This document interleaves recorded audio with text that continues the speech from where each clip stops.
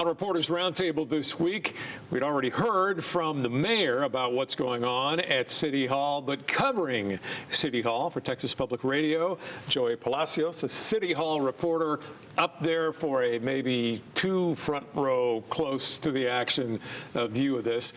What's your take on all that has gone on in the past few weeks and how it's affecting the actual work of the council? Well, it's been a very exciting week on council, to say the least. You know, last Thursday when Councilman Mario Bravo was being censured and received a no confidence vote, just hours later we saw a city council member turn himself in for an alleged hit and run accident where drunk driving may have potentially been a factor. Last Thursday was a very eventful day, and to go back a little bit, Councilman Bravo had an investigation that was going on regarding actions that had happened on September 15th, and the culmination of that was the censure vote that we saw the council take. A few days before that, KSAT had broken a story that Councilman Perry, District 10, was involved in this potential hit and run, and the councilman had been quiet for a few days. We got a statement the day actually the Wednesday after the accident that had happened on Sunday, and saying that he had been involved in a car crash, that he had gone to the hospital, that he had that he didn't remember the incident, and that was all we had heard until the next day, that Thursday, when he turned himself in at the satellite magistrate office at the Bexar County Courthouse, and he was processed and is now going through the process and released and posted bond, and is now going through the legal system. Do you think what happened with Mario Bravo affected how council responded to Clayton Perry? Well, it definitely happened a lot quicker because there was, like I mentioned, the investigation, which took a little less than 2 months, maybe a month and a half to go through. The censure and no confidence vote against Clayton Perry happened in a little more, actually about less than a week after the news had broken. So the council did take a much more accelerated step. And I think that's because there was so much evidence that had come out. Well, yeah, body cam footage, and then he talked about it, and there was a police report and all this. A whole different kind of incident. But what about how the council gets along and is getting things done after these kinds of no confidence censure votes?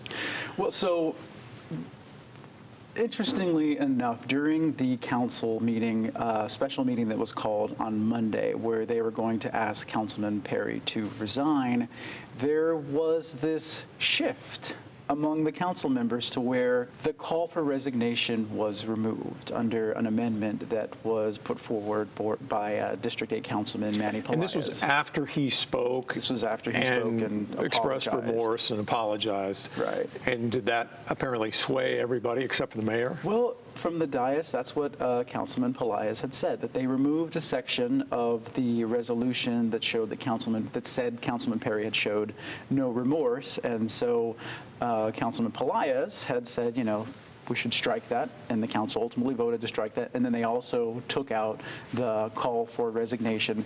And then there was an amendment that was approved by Councilwoman Adriana Rocha Garcia of District 4 that started the process of the temporary appointment and essentially granting Councilman Perry a sabbatical from the council while this case moves forward, and he hinted at that he would be getting help.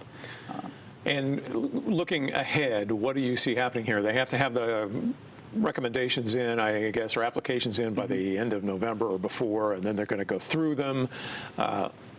And they have, you know, they're shaking up the council assignments, the committee assignments. Right. Watching all this, has it changed any of the effectiveness or the speed, you think, with which they're getting things done? Well, so we've been watching everything happen in real time. Every day, something new has been developing up to this. And so this week, the mayor has reshuffled council committees on the latest developments. So Councilman Perry has been taken off of all of his committees. He's most notably the chair of the Audit and Accountability Committee. We know that Councilman Perry has prided himself on being a very fiscal conservative. he was also on public safety, and so he was removed from that committee, and probably the replacement that they choose at the end of this month will be taking some of those committees, but that has yet to be seen.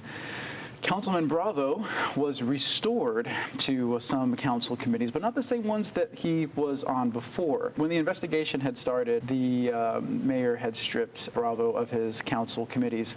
One committee such was the Community, Health, and Culture Committee. I may have that spoken on that one.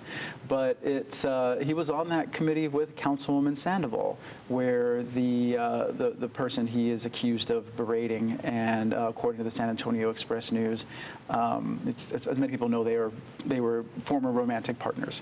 And he had said that her decision on not supporting one of his on his proposal for this extra CPS energy revenue, he had said, that was one of the reasons that demonstrated why he didn't want to have children with her, according to the Express News. So, because they were both on this Community Health and Culture Committee, the week after that happened, that committee meeting was canceled. So now Councilman Bravo is no longer on that committee with her. He has been put on public safety, economic development, and also audit. And notably, Bravo and Sandoval are not on any council committees together. So I imagine there may have kind of been this almost political Tetris in trying to figure out which council member is going to go where, because a lot of times council members will be on maybe 5 committees or so, but Bravo was only placed on 3 committees. And it's kind of, I guess, workplace shift scheduling when 2 people can't work together. Awkward. Yeah, so I'm sure that there was some things some decisions that had to be made on who can be with who. Well, it's been interesting to watch all this, and you will be there for Texas Public Radio and the new assignment that you have specifically from local government to City Hall reporter. Mm-hmm. After they saw all this, they said, you need to be there.